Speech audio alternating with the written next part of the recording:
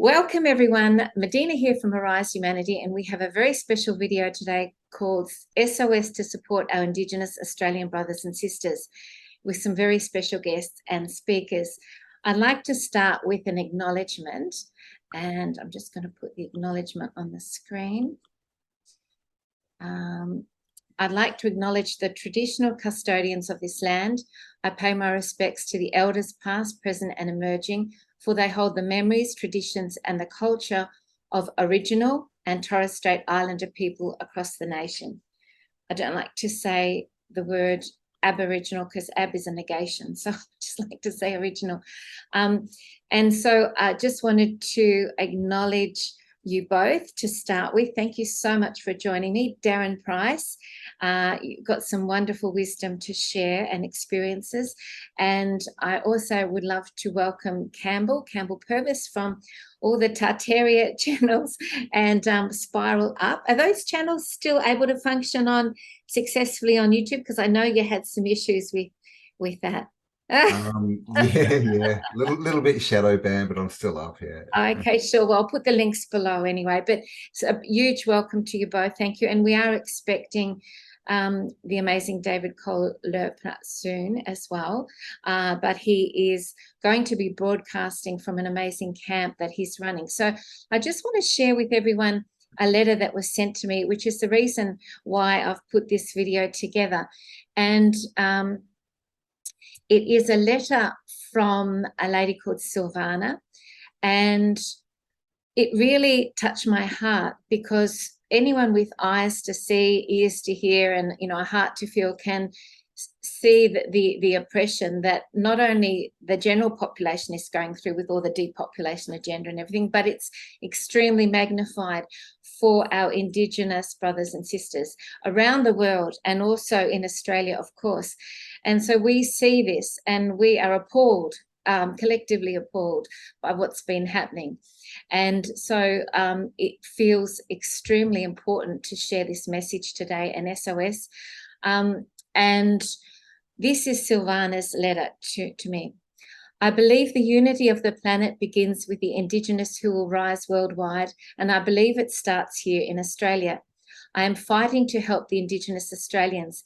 This is a desperate plea, and I'm hoping you can help me make this video go viral. I was called to attend an Indigenous Australian cultural immersion experience in early December 2022 in Darwin, Australia, from the 26th to the in December. It was amazing sitting around the fire and listening to the stories from the elders. They are such beautiful people with so much knowledge to impart to the world, and they want to share this knowledge with the world before it is lost forever. And she goes on to discuss how things like, when a person was in sickness, then they would have a didgeridoo played to them until they were healed and things like that, which was really beautiful to read. There are two men who run that Langarama journey, and one of them is David Lurpna. Lurpna is an emerging elder who also has been running a camp for suicidal and troubled Indigenous youth in Darwin. Over the years, he has successfully saved over 850 to 900, David was saying, youths who would have ended up in jail and even eventually not been here anymore. When he saw the sea experimental in our arms, weapon, I have to watch my words, that was creating the demise of the elders and Indigenous, over 150 elders that they are aware of. He was speaking out against it and very vocal on social media. He has also been very vocal about the missing Indigenous children who are never found and who are being, I would say, traffic light. I can't say that word, but we know what, if we cut that word down. But since voicing his concerns, the government stopped all his funding to continue these youth camps. He's a fierce warrior with a good heart, and his father, Dajalu Guruwiwi, was the great water healer for the planet. Since becoming vocal about these matters, the authorities have been targeting him and his family and constantly dragging him to court. This is a plea to help this man. I'm trying to get this video to go viral worldwide in the hope of getting support and raising awareness of what is happening with the Indigenous Australians. And so that was the letter that really got this video happening. And so big thank you to Silvana for that.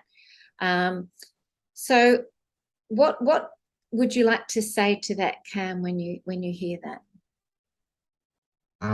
Yeah, well, I mean, this is the thing. I think we're all starting to realize that, you know, divide and conquer, right? It's what they do. We've been taught that there's a difference, you know, especially in Australia, between, you know, the originals and the non-originals. And there's always been this kind of, you know, unsaid sort of wall there, hasn't there? Even, you know, and there's this, even if it's got nothing to do with, you know, racism and all this kind of stuff, there's always this divide, like, you know, that they're sort of a bit different, especially with the way they do things. But when it gets down to it, they're not. We're all humans, and we've all got the same people, you know, attacking us, right? It's not each other.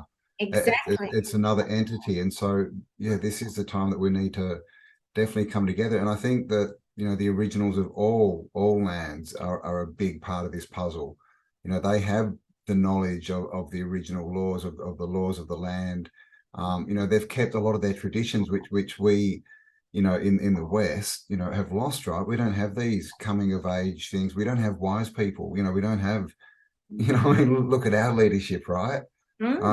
So yeah, I think there's a lot to learn, and I think it's all in coming together and you know, sharing as equals is the big thing, right? It's just seeing each other as equals and sharing, you know, the knowledge we have and using that to go forward together as one. I love what you've just said. And before I get to Darren, I'll just say that I'm extremely passionate, like so many other Australian people, about this plight of our original family. You know, they're our brothers and sisters. We're all family. We're all one.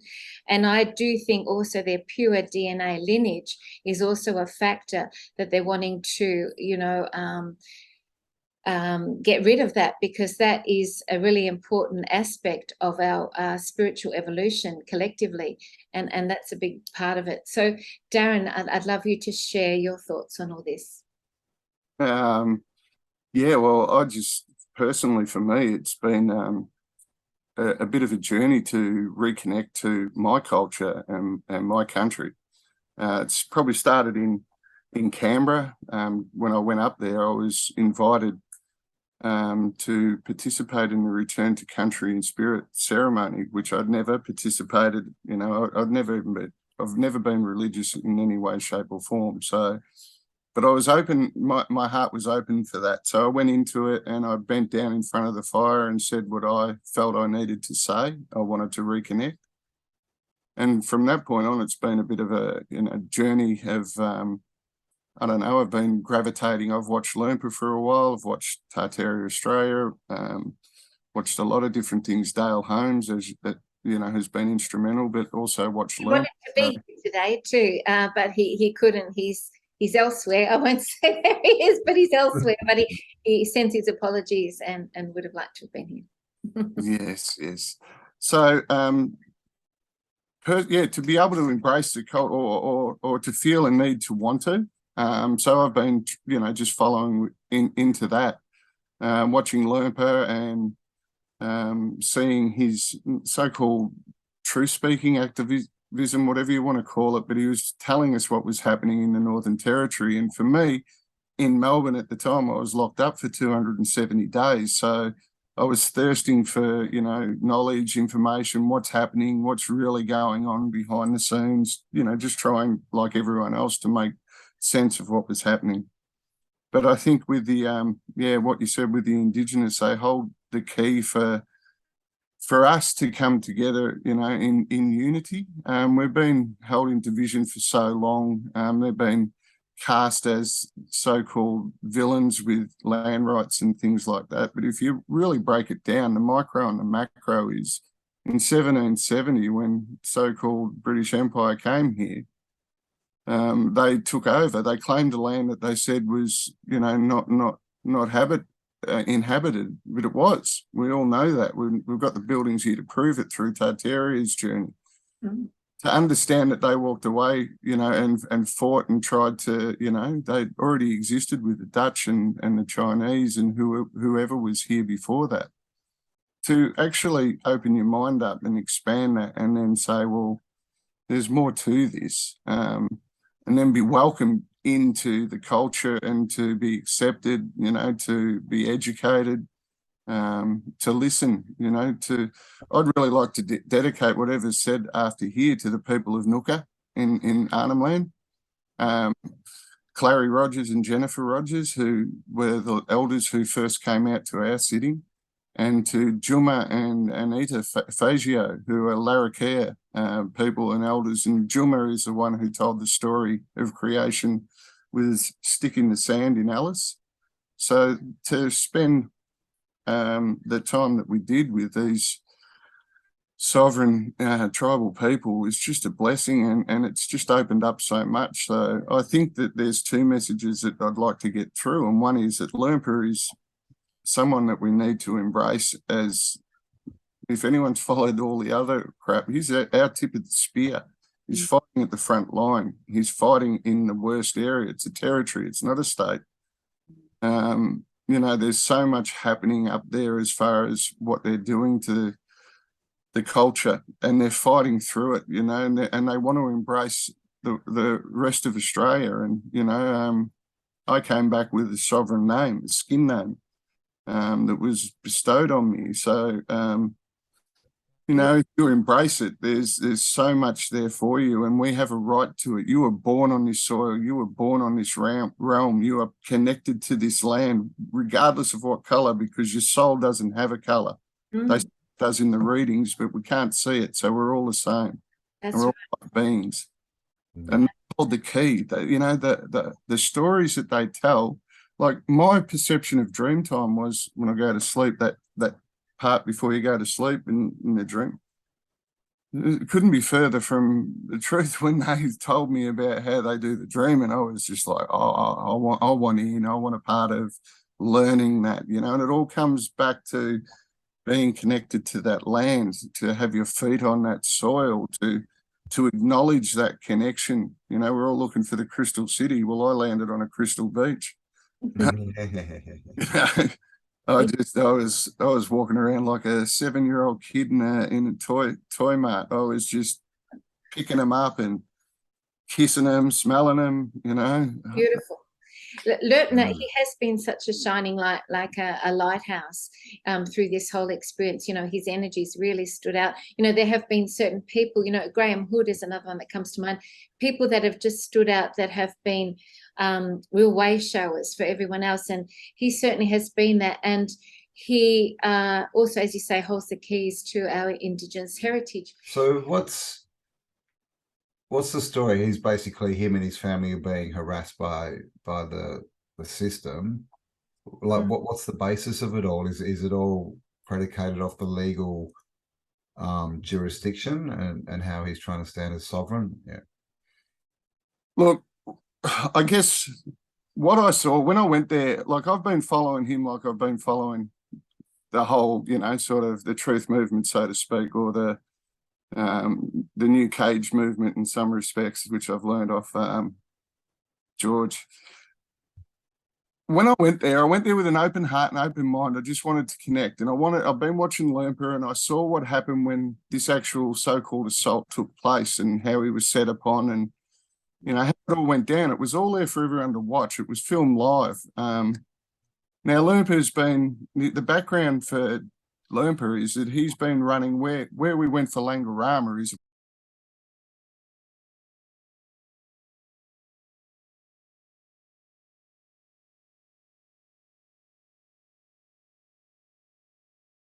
place where he's taken over 850 to 900 Indigenous youth, you know, ones who are struggling with the system, maybe drug addiction, crime, poor education. But what it is, it's a reconnection to their sort of culture, you know. I think, you know, without being, I don't like to talk too much about it because I've only just started learning, and, you know, they've embraced me and they trust me, but I respect that trust. But to acknowledge what's actually been happening, there's a lot of people who talk the talk, but Lurpna's actually talk the talk and walk the walk. Now, his connection to the sovereign tribes and who his father was in in the Dreamtime talk, like his father was the water healer, not just for Australia, for the planet. And when it comes down to the sovereign tribes and the connection of the Americas and everywhere else, it all goes back to sovereign, as you guys have touched on many a times and led me to, you know, follow that. That's what has brought me to this moment. So when he was bringing up, it goes back into the address like that as well. I've probably done it. We'll have to edit that. Right. It goes back into the kids and the amount of kids that go missing. Whole generation, yeah. Percentage that get found. And then to meet, I don't know if you've ever heard of a gentleman called Craig Oldroyd, but his wife was involved, and Dale got harassed for bringing this story up. You know, he was pulled over by the Territory Police.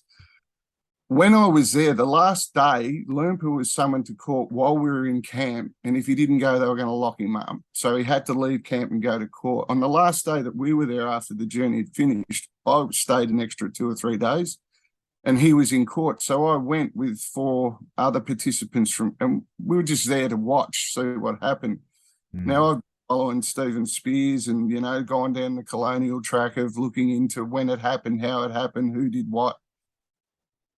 Lurpna was in there barefoot as a tribal man fighting against the system, and had, you know, they set him up to a degree with the people that were in there. But Craig Oldroyd came in, and he's an observer, a human rights observer, and registered worldwide. So apparently the police can't touch him, or they're in a great deal of trouble.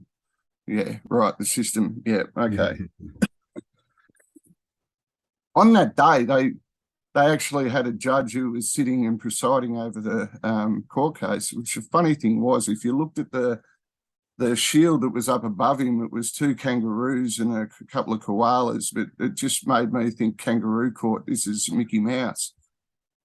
So he's really, you know, knows his stuff about constitutional and the legal advice that he got and the way that he carried himself. There was no act that was pure warrior in action, but with a real pure heart as well. It really took me back. Then the judge actually, you know, was telling him that he was disrespecting the court's law, where Lurpna actually advised them that they were disrespecting him, who was a sovereign tribal man, a lawman, who was trying to act on behalf. So it's not just about Lurpna. This is about everyone. Right? This is a catalyst. Now, when he was in there, I'm not a lawyer or a legal, you know, guru, but I've followed crime down here in Melbourne. I live in Melbourne. You know, we have an underbelly history for a long, long time. And once you learn of the connection of the criminal code to the political code and the police code, you know, there's a lot of stories that we go back a long, long time. Even Squizzy Taylor had the cops on, you know, on his payroll. So there's, you know, we can go even further back. But anyway, he's been targeted by the Northern Territory Police. So he's trying to beat them in their system, but also represent the sovereignty side as well. Now, people are coming after Lurpna left, right and centre because he's a threat to this whole thing. The knowledge he knows, the pictures that he has, if we all know about the empire and how much control the empire holds over it, regardless of what you want to say, in this realm, empire control has been rife from day one. He's challenging that through the sovereign tribal part. Now, his father was given a sword by the Queen that's just passed away. Also, the standing king, when he was a prince, came out and met his father. Now, I don't want to say too much, but Lurpna will touch on this, and if he doesn't, I'll prompt him too, because it's a story that needs to be told and understood, because it has so much relevance that if we're going to take the empire and the crown and take our sovereignty back as a nation, you know, the treaty fires was very, very significant across the planet, let alone just our realm, the people who did it here. So, you know, everything seems to tie in back. Pardon me. I also think, can I mention, I also think that the fact that he is unifying all Australian people, you know, that is really significant. Talking about us all coming together and working together and unifying, I think that's a real threat to the system as well. Well, when they had the gathering in I think it was Alice with the, my pronunciation isn't good, but the Wurundjeri or Wurundjeri, what it, sorry people. But that gathering was them to actually come together as tribal elders and leaders and discuss, you know, if this could go forth together in their planned unity. So we had, you know, Bruce and Buddy together with Larrakia people and others. They're the ones who I've connected with, so I mentioned their name out of respect. But all these people came together and they started telling the stories of creation and, you know, about the water and about the earth and Mother Earth and Gaia. And, you know, to experience what I did at Langarama blew me away. Like, I was tingling for about 8 days after before I dropped off a cliff. You know, I just wanted to go back, and I think we all did. We found something very unique. But, just what you're talking about there, Darren, is something that Silvana shared when she sent me the letter, which was a beautiful message, an urgent message of unity between all people by Lurpna. So he wrote, as instructed by my late father, the great Guru Wiwi, we are calling on all tribes across Australia and the planet to unite and walk together to protect our Mother Earth and the children. My father's words were, hurry up, the Gapu, water, is crying to me every day. I play Yidaki, didgeridoo, every morning to heal the water, but it is crying from all four corners of the planet. You must unite the tribal people and the non-tribal people and work together to protect the Gapu. I send you this message in honor of my father, the late Dajalu Guru Wiwi, and great water healer for the planet, Lurpna. And I'm sorry if my mispronunciations, but I didn't do my best. But that was beautiful, I thought. Yeah, what I mean, like, I used to have a bit of, I guess, you know, from my experience, when I went up there, things come out, you know. I've never really thought I was racist to a degree. I thought I was very open, but to not be able to make eye contact with people, you know, you try and walk away from it, is a form of racism too. And to learn about that, how the pain is and the trauma is generational. We think that we carry pain and trauma in our lives, and when you do a galactic reading, you find out that you're incarnated with some, you know, part of karma that you've got to clear. But the trauma that we experience is what we feel when in our lives. Imagine being born into a fourth generation of where you're separated from your land. Like, I giggle to myself about the NWA saying, you know, you'll own nothing and be happy. Well, the Indigenous around the world have been made to live like that since colonialism attacked all sovereign land. So I'm getting a deeper understanding and a deeper respect and appreciation, and I'm just honoured and privileged to have been, been in that position to feel that. And I think that this is the next step for us as a nation, is to understand what Yalungu means. Yalungu is the tribal man, right? And in their language, and the Balanda is the white man. But we, you know, myself, I didn't think that I had a right to any tribal connection or understanding of their culture, and, you know, being a deep Southern man and deep South, isn't that funny when you think about America? But in the stronghold of, you know, what we're living under in Melbourne, to understand their communal part and then the connection to source that we're all looking for, and realise that they have it to a degree with their ancestral part. Like, in our society, if you get to 65, you're retired and you're 5 years off a retirement home. You get to 55 in a community, you know, a regional community, Indigenous community, you're an elder. Your word means so much more. You're a female. You're the gagu of the area, the gagu of the tribe. So Mars really have a big, you know, say in how, yes, there's lawmen and yes, there's landowners, and they have their place. The men, they're warriors, but if the women don't unite and say that it's going to go, it doesn't happen. So when you look at the planet with Mother Gaia and the connection to the divine feminine, and just so many things just went clunk, clunk, clunk, clunk for me in this experience. And I think that but opening your heart to culture and connection back into the tribe, you live on this land.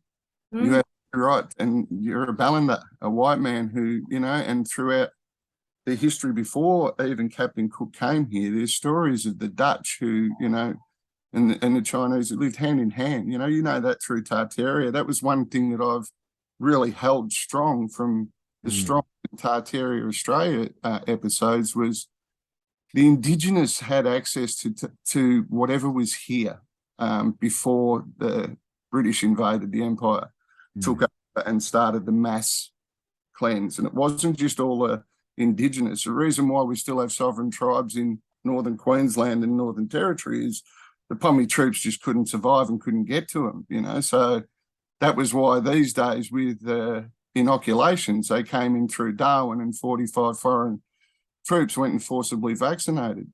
People need to be aware we lost over 150 elders through that. But I just want to mention, speaking to what you were just speaking about, I had a sort of like a download when I was in between my sleep state and my waking state, which said that I was, you know, a person of this land for purpose, and Yes. that I'm a guardian, you know, I'm a protector of this land in the same way because I was born here. And so I think that's a really important message for people that are in Australia to know that they're here for a reason, and they are themselves protectors, just by virtue of, you know, being born in this country as well. And it came through really clearly, this message. So that was so what he's saying that he really needs support at the moment, I'd love to share with you, is a plea, because he has been harassed and targeted because of everything that he is. And I think the fact that he is making the difference that he is and is having the impact he is why he's being so targeted and oppressed at the moment. He's shaking shit up big time up there. Exactly. Because he's got no fear. This man has got the warrior spirit with an elegant tongue that is just oozing love and respect to anyone who, you know, I've watched him acknowledge other Indigenous people and uncle and auntie, and he's just so humble and yet so brave, because make no mistake, this is a war against the system and he's taken it on. We've all watched it, and sorry to take over here, but when you remember that he's being charged and his children are being charged with assault against police. Watch what happened. We saw them throw them to the ground, and a fabricated sort of, and this is just how the system works. If you, this is one man, not a black man, not a tribal man. This is one man who's a family man. His kids got assaulted in a march that we've all undertaken.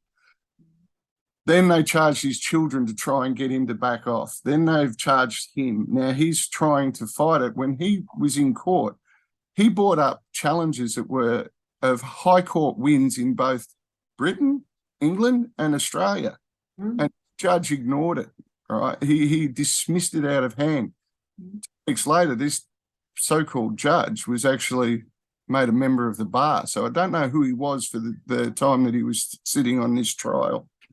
It's just it's Mickey Mouse, it's kangaroo. Now we need to help, and we need to be aware that if we're going to stand up and fight, and I don't care what truth you follow, everyone holds the key, everyone holds the information, you hold the discernment, you hold the spirit to make your own truth out of everything you hear.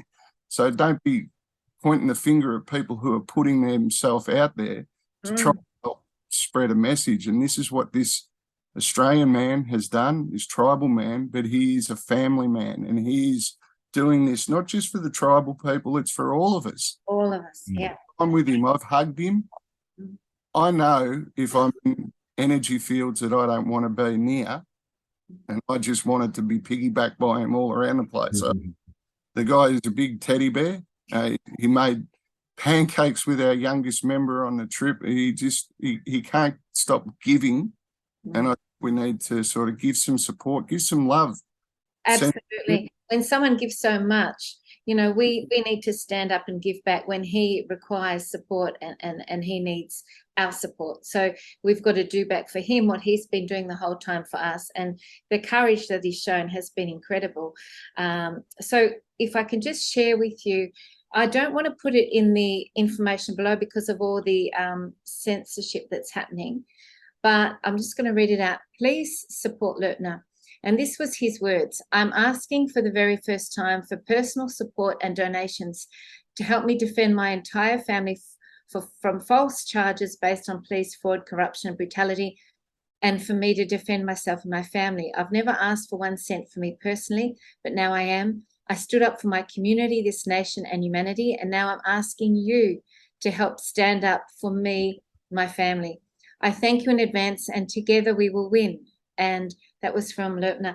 And here are the details. So please screenshot this image or pause this image and get the details, and please send those donations to him that are really needed at the moment. As I mentioned, I can't necessarily send this information, put it underneath, because it might jeopardize my channel. So please just screenshot this or write these numbers down and support him at this time, because this is a person who is going all out to stand up for Australian people, and he doesn't discriminate between races or people. He sees us all as family, and you can feel that in his videos and his energy and everything he's been doing for such a long time now.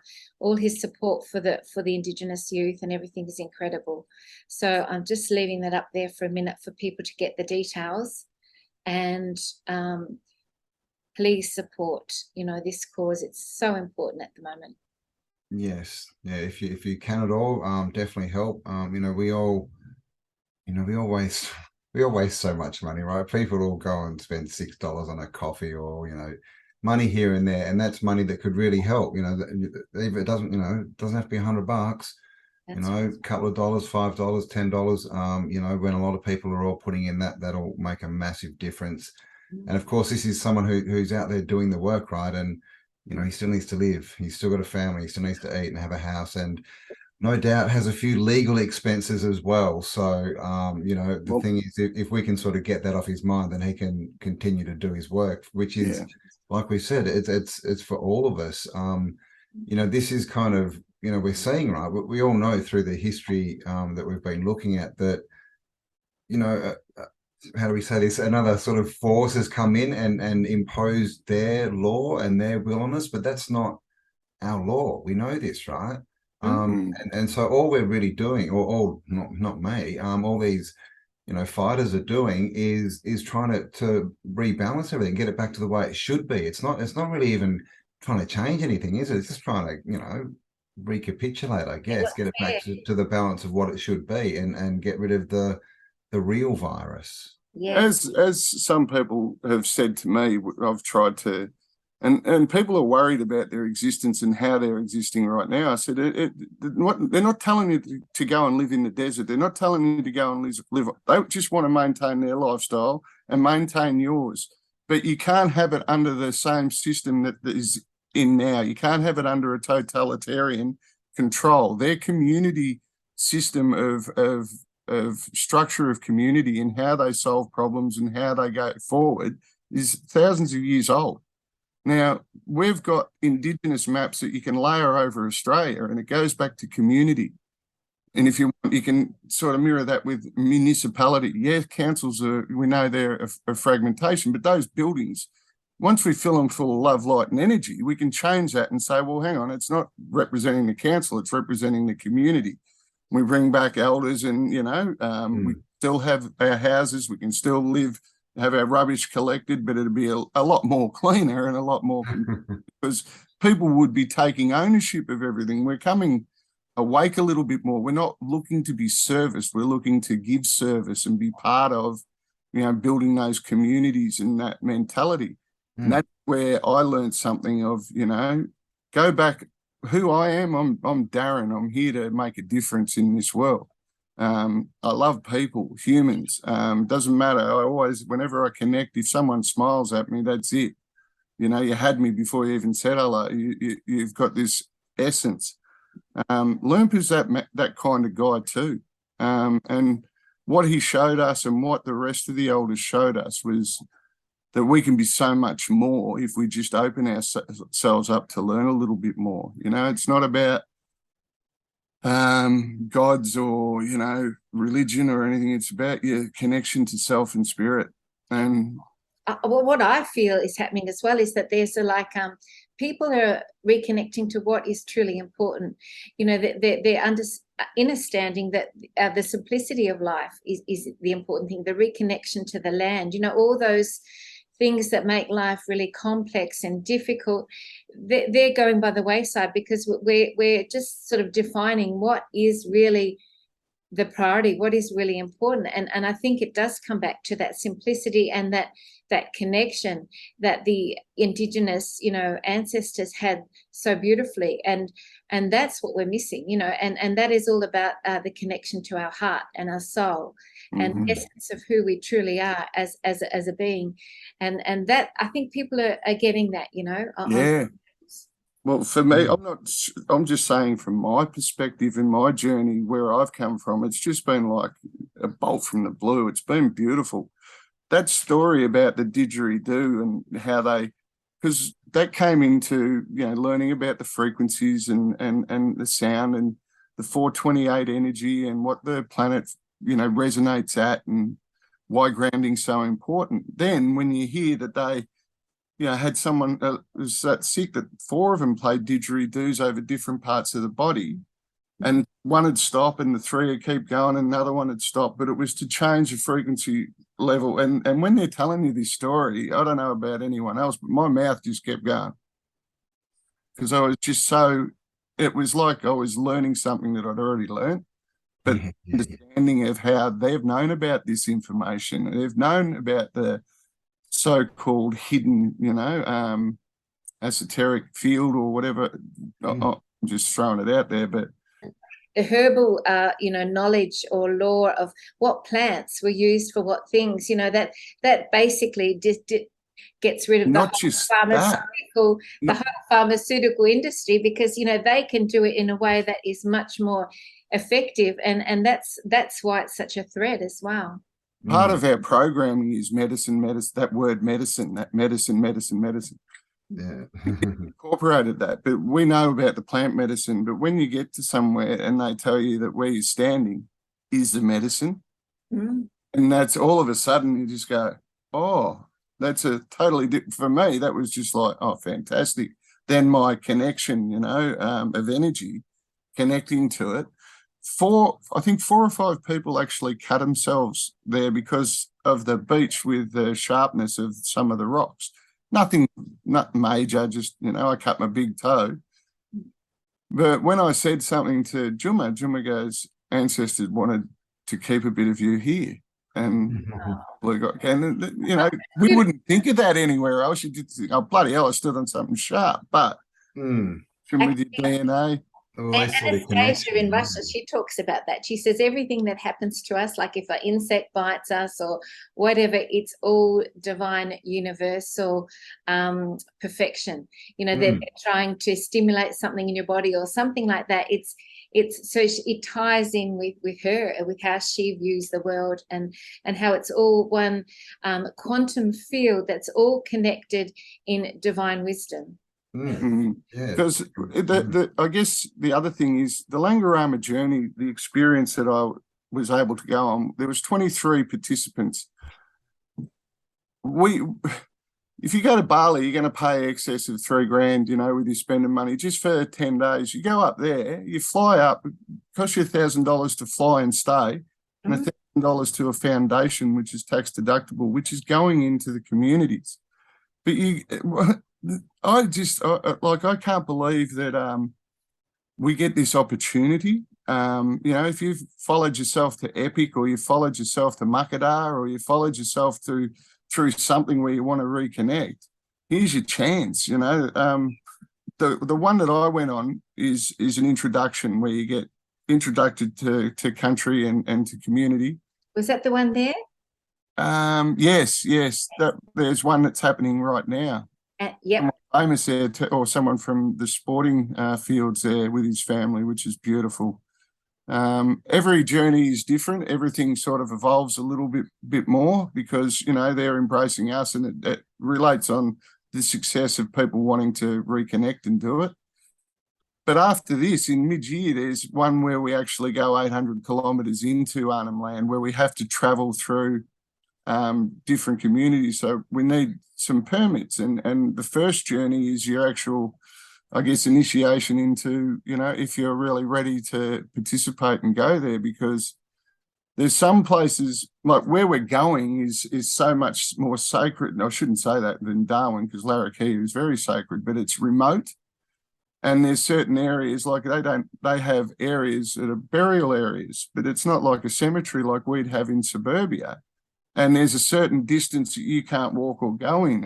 And not even Clary, who's the elder that we know, is even allowed to walk in there. So we are going into an area where, you know, someone told me that probably no more than 50 of the white Australians have been there in the last 100 years. So the reconnection for self, but the reconnection to culture is, I've had some healing, but I've been told that whoever goes there, you're healing part of the planet as well, but you got to understand that there's a sacred sort of connection to it. So yeah, I guess I'm bouncing all over the place, but that's good. I mean, that's what we're missing. You know, I've thought about this, you know, a lot throughout my life, is there's no ritual. Like being a white boy, it's like, when do you become a man? And unfortunately, in Australia, it seems to be, you know, when you're 18, you can go and get as drunk as you know, as possible, right? And be a complete idiot. That's all we've got. And so this whole thing of ritual and connection to the land and the, you know, gaining knowledge and the understanding of, okay, now I'm a whatever, right? Now I'm a teenager. Now I'm a man. Now I'm this. You know, we're missing it, and it's a big, you know, thing, you know, that affects society in a big way, because we don't get the leaders coming up, we don't get people confident in themselves in what they've got to teach. And this is a whole system. I was going to say before, you were talking about it's a lot to do with it's all to do with service, right? Well, all these people that are, you know, enforcing all these rules, they're public servants, and we're the public. They actually work for us, and that's the biggest problem. And it's like you were saying, we don't have to lose everything. They just have to become the servants again. There's two words that's missing at the moment in our, and it's honour and integrity. I've said I coached for 25 years at all different levels, and the last 2 years I did women, and it was a blessing. It was the best thing I ever did. But like you said, Campbell, I coached under 19s for years because I'm sick of, I've actually attended a few funerals myself from young boys who have taken their lives because they get to 19 or 20 and they've been exposed to the senior football club where they may have, you know, had substances or whatever and lost their way, and then thought that they couldn't come back. Now, loss, confusion, emptiness. That's Well, I'm that's my desire to actually reach those people before they get to that. There's no tomorrow. Well, hang on, have you tried this? Because this is something that you'll find yourself. But you're so right. At 17, 18, the kids at 16 are getting pissed anyway, right? But by the time they get to 18, we glorify it by having an 18th and all the uncles and aunties and everyone, there's a big punch bowl, everyone gets pissed. I asked Uncle Clary about that, and he said, when you're a young boy up to 14, you can hang around, but you don't say anything.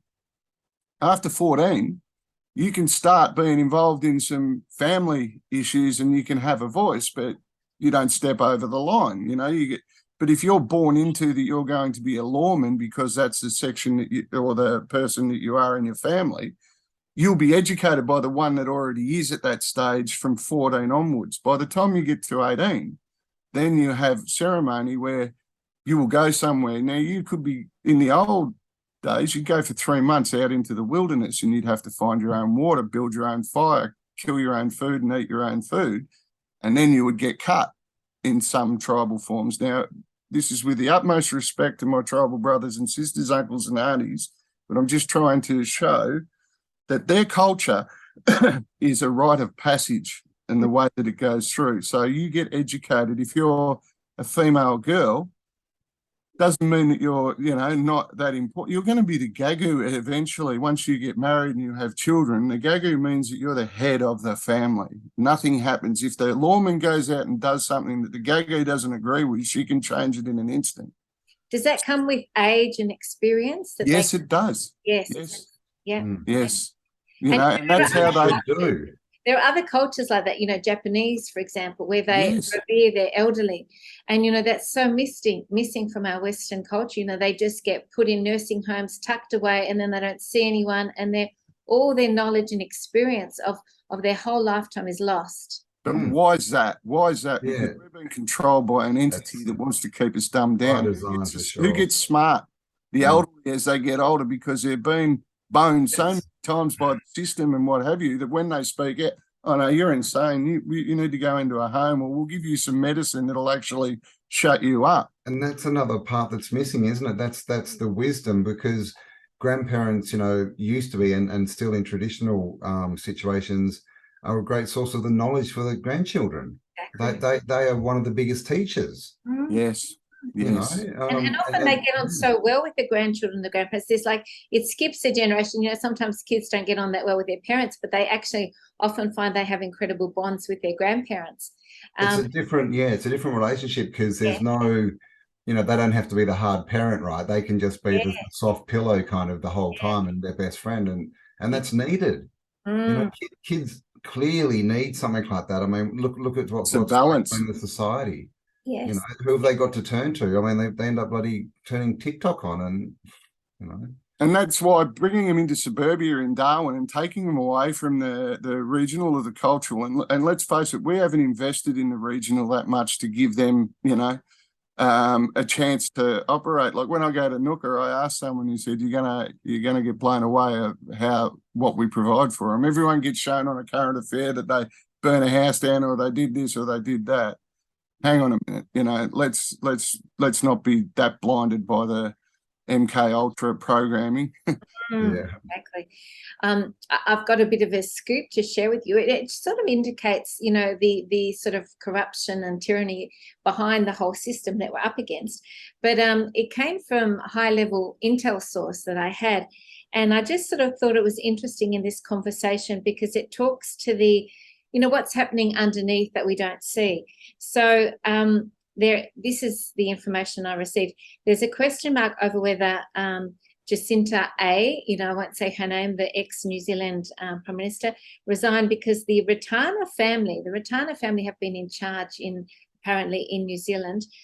They were the ones originally that signed the Waitangi Treaty and things like this, may not have ratified their normal yearly cycle necessary for the British Crown to rule New Zealand.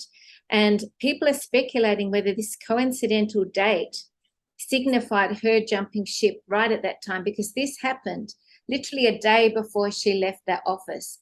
So this shows all this undercurrent of stuff that's going on that we don't hear about, we don't know about. But the high level corruption and the deals made behind the scenes that have created this system in the first place. Yeah, I totally agree. I think when the old girl kicked the bucket in Queensland, over in that was the end of the Empire's reign. Now, if you look at it, it's not really Chucky who we're looking at, and the real questions about his coronation as well, isn't there? Like, if the one actually, if he was coronated correctly, which means the one with the pure blood that's still existing is Wee Willie. He's the one who's from the Spanish king, who's got the bloodline that's where it's, because they can only basically reproduce through the bloodlines of the royalty. So even though Diana blah blah blah, the dad is the Spanish one, not Charlie. We know that what's the ranger's name? Harry.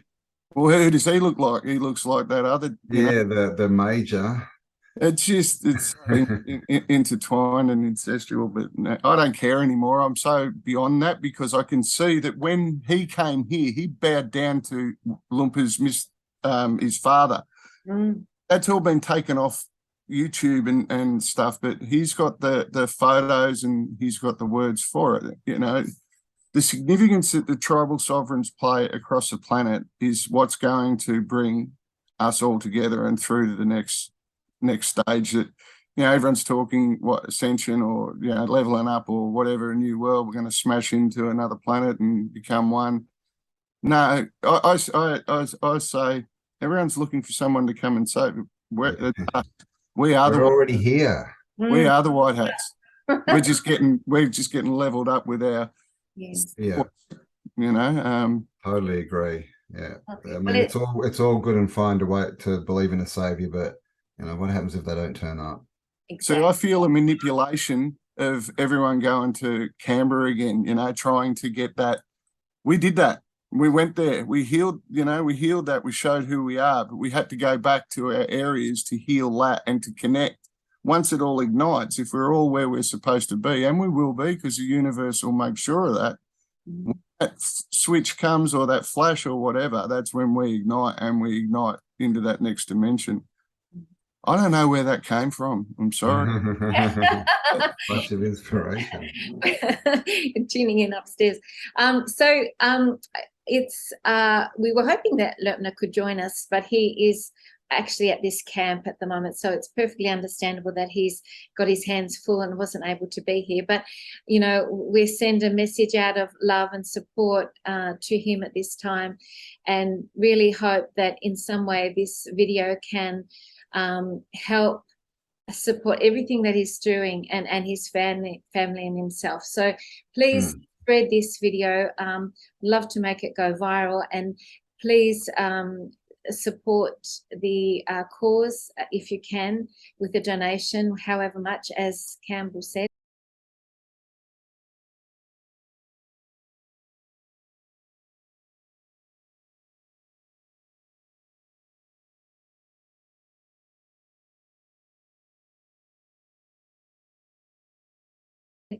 And if there are other ways that we can really support our Indigenous brothers and sisters at the moment, what are some other ways you think that we can really, both of you, move forward at the moment in terms of this ascension and this upgrading of Mother Earth?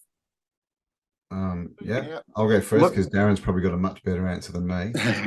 No way, I was just going to say, to me, it's all about recognizing that, you know, everyone you see out there is on your side, right? They're part of us. It's the people in the suits, you know, on the screens, yelling at you, telling you how to live your life. All this, they're the enemy, and they're a common enemy. It's not your neighbor. And so the biggest thing we can do is recognize that and just start to heal, right? Just start to be friendly, smile at people, you know, start to come together as one and just build that you know, that community really. And I think that's the biggest thing, you know, people, you know, we just don't trust each other anymore, right? We don't feel like we can lean on each other anymore. There's all this division, and the main reason is because they've got us all thinking that it's all about, you know, the physical, and that we're not connected, like we were talking about before, that we're not connected, you know, to this spirit, to the energy of the realm, that it's not all one. We're told, no, you're all separate. So, you know, the only way to get forward is to fight other people. But, you know, clearly, look where that's gotten us. So, just don't believe the hype. Yeah, great message. What about you, Darren? Well, I'd suggest to people how it started for me is to understand what the land name, tribal land name that you reside, where you live. The suburban name actually has a connection. There was, before the suburb was named, there was tribal people on it. So maybe look into what part of the land, and, you know, where I live is Boonwurrung, B-O-O-N, Boonwurrung. And it goes from, I think, Werribee all the way down through Port Phillip Bay, just underneath Melbourne, and out through to Bairnsdale down in Gippsland. That's a big area. So our totem animal is the crow. So when, you know, I realised that, the first time I went and did a cacao ceremony, yeah, perfect. You look down, you can see where you live, and there's other maps that people have worked on which are reconnecting and realigning. So where's New South Wales and Victoria and Queensland on that? You just, the states, what people have got to understand is a state, well, deep state, state control means total totalitarian. Having a prime minister is one person over all these. That just can't work, because there's different areas that have different problems.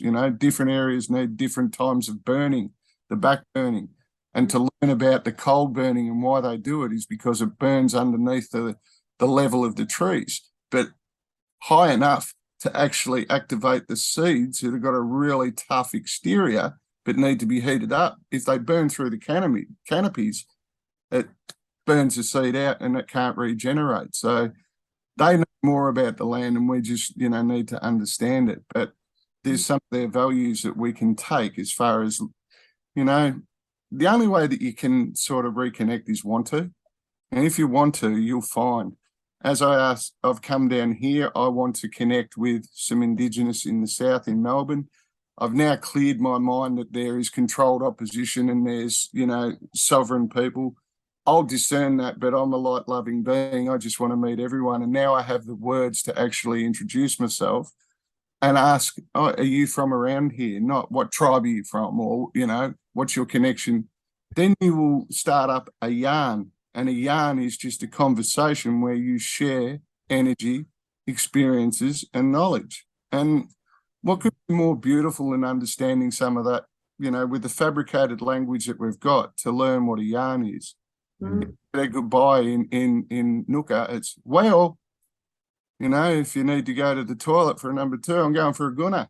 They teach all this sort of stuff. Better than our word.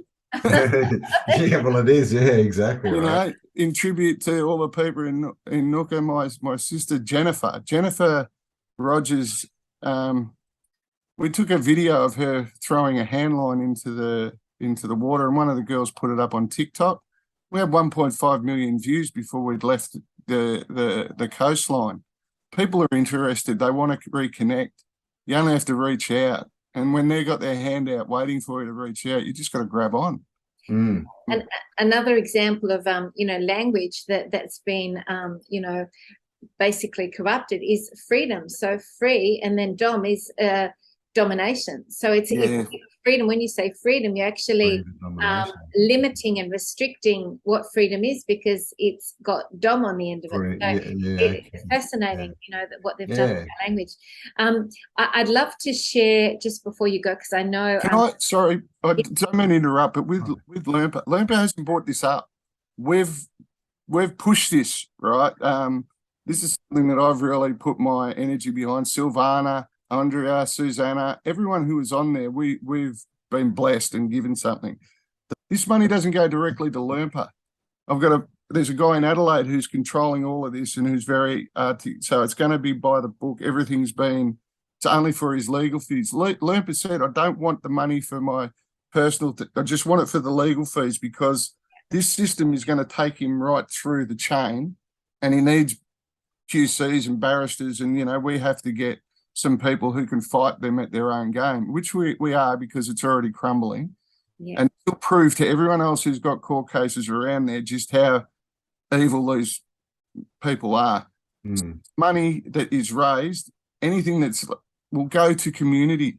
We caught fish and we didn't eat it. It was straight down to the next community group, and it was passed over to them to have. That's how it works. It's not. Lurpna is a very proud man, and this has taken a lot to get him to agree to it. He's and I just, I'm blessed to be able to stand shoulder to shoulder with him. And I know if you're full of shit or if you aren't, just from hanging around in football circles for so long. So this is for all of us, and he's a man to be, he doesn't want to be worshipped, doesn't want to be followed, but you can be inspired to be the best version of yourself by watching how this man's operating. Bless you, Lurpna, for everything you've given us. And what he does may literally change the course of, the history, at least in Australia. So, that $5 going, towards legal fees rather than, the coffee or whatever, Literally you're helping your kids, your grandkids, your next generation, the Indigenous, you're helping the world, right? Really, because this is stuff that needs to be done, and we know how the legal system works. They basically will take you until you're broke, so you can't fight anymore. That's right. That's right. That's how it works. That's been the way that they've stopped anyone from standing up throughout our history to go against the system. It's been through the whole judicial legal system, and I've given experience that myself personally. So what about if we just finish with a beautiful share here that I think is really significant. I'll just bring it up on the screen, called Wiritjin. That was what I was trying to say before, and I couldn't say it. Okay, perfect. But this is it. Yes, yes. Would you like to read it for us, Darren? Wiritjin is an ancient prophecy. One day the black, white, brown, yellow, green, blue, purple, rainbow tribes would stand together to create a positive direction for humanity. That time has come, and united we are the Wiritjin. We invite all to join, unite everyone to create a prosperous future for all humanity, not just us, everyone. Beautiful. Thank you so much, both of you. It's been really wonderful to chat with you. Very profound words, and I hope people please get behind what we've been talking about and share this video. And together, we are incredibly powerful. We can make a huge difference. So just believe in yourself, and hopefully our beautiful future's not too far away, guys. So the ones bless we've been you waiting so much. for. Thanks, guys. Thank you.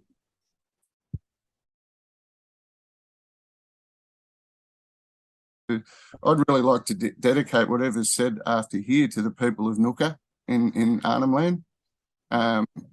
Clary Rogers and Jennifer Rogers, who were the elders who first came out to our sitting, and to Juma and Anita Fagio, who are Larrakia people and elders. And Juma is the one who told the story of creation with Stick in the Sand in Alice.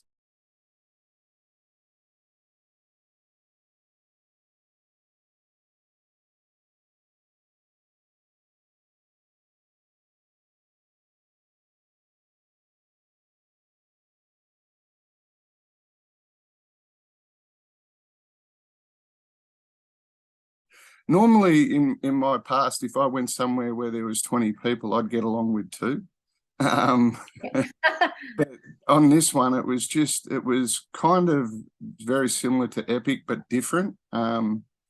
Just a feeling. I remember asking Dale in the chat, what did he feel anything when he went to Uluru? Because I hadn't been there myself, and learning about the earth and the frequencies and connection, and I'm starting to become a lot more aware of my existence and my connection to these things as well, learning to feel like it's not always I'm hungry when I feel this in my stomach, it's my solar plex, so yeah, that's right. It's refining, isn't it? Refining that energetic sort of body. Yeah. But just to be with that group of people in that place at that time, and understanding the significance of being on that sacred land was a gift. I remember we sat around the fire one night, and well, every night we sat around the fire, but one night we were just before it got dark, and everyone was talking about how blessed we were to follow our path and to be there, and we did well to choose to come. And I just sort of paused and went, I don't think we chose. I think we were summoned. We were chosen to come here in this group, in this setting. And I'd never felt anything like it. So it was something very spiritual. And I am only new to coming into that, reality of realizing, that's the frontier I'm chasing. Beautiful. Oh,